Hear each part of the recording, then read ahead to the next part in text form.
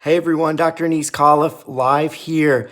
I'm with Acupuncture Fit and we're in a cooking frenzy tonight. This next recipe I'm making are yellow beets, roasted yellow beets. It's really easy. You take some beets, and these are organic, and you peel them. Then you toss them in some thyme and some salt and olive oil.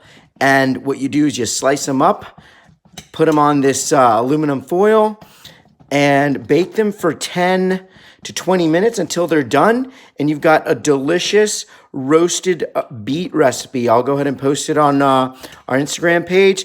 Darn delicious. And in Chinese medicine, yellow is the color of the spleen.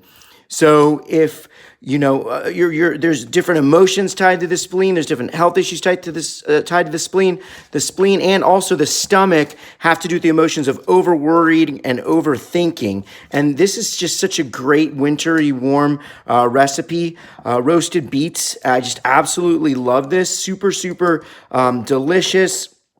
I'm high in so many vitamins and minerals. It's a good root vegetable, so it's very grounding.